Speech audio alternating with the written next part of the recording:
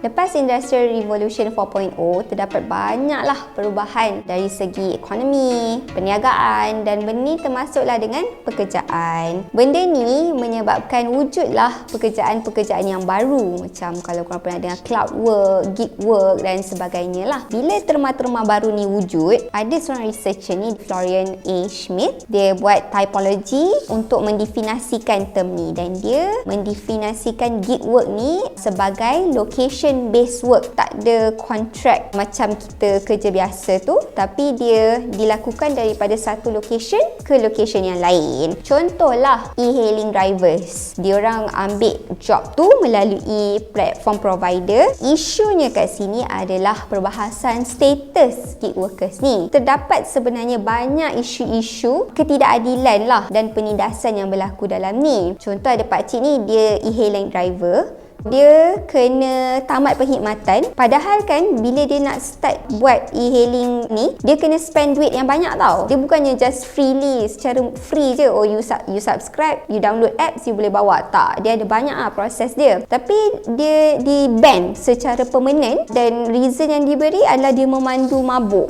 So dia pergilah dekat polis, dia report yang benda ni tak betul, dan dia cari lawyer pro bono juga. Company A ni dia just reply yang diorang apply zero tolerance policy. Maksudnya apa-apa je yang passenger complain tu, after few times diorang akan ban lah. So zero tolerance. So dekat situ berlaku ketidakadilan lah. Sedangkan pakcik ni tadi dah spend duit kan untuk start so called business ni, tapi tak dapat nak diselesaikan sebab diorang ni tak dikira sebagai pekerja. Tak ada undang-undang untuk kita refer untuk selesaikan masalah-masalah yang berlaku ni. Dekat negara lain, sebenarnya diorang dah ada pun perubahan-perubahan dari segi dasar dan undang-undang dan juga kajian. Contoh macam dekat UK, ada dua jenis employment. Yang pertama, diorang panggil employee. Yang kedua, status dia dipanggil worker. So, e-hailing drivers ni, diorang fight, menang kat mahkamah, and diorang dikira sebagai kategori yang kedua, which is worker. Worker ni tak enjoy all the benefits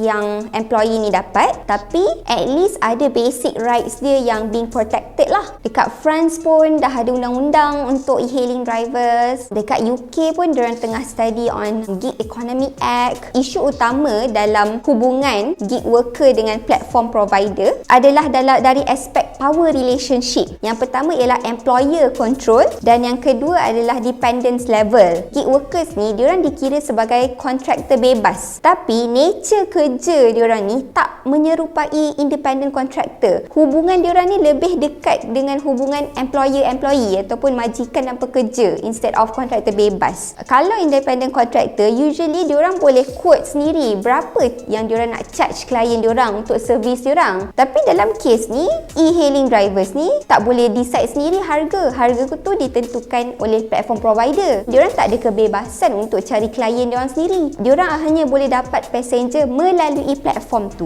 Ada setengah tu still kena pakai baju company bila diorang nak buat kerja tu, and most importantly sebenarnya freedom untuk jalankan benda tu. Tapi gig workers ni ataupun e-hailing drivers ni, dia akan be monitored sepanjang dia buat kerja tu, dan dia boleh kena punish kalau ada benda yang tak okey. Kalau gig workers ni ataupun e-hailing drivers ni, diorang memang boleh reject job, tapi dekat situ ada punishment sikit. Diorang punya rating system tu akan turun. So dekat situ ada psychological punya punishment tau dalam sistem tu. Platform provider ni ada kontrol yang sangat tinggi kepada e-hailing drivers ni, and e-hailing drivers ni dia takkan mampu untuk independent dengan sendiri tanpa platform provider. So dekat sini perlulah sebenarnya ada perbahasan dan ada penyelesaian mengenai status diorang ni, supaya kes-kes ni ada penyelesaian lah. Kalau tak, akan berlaku penindasan lah dalam landscape pekerjaan digital yang baru ni. Perlulah wujud legal framework yang menjaga hak dan kebajikan mereka. So kita tak naklah golongan ni menjadi golongan yang tertindas.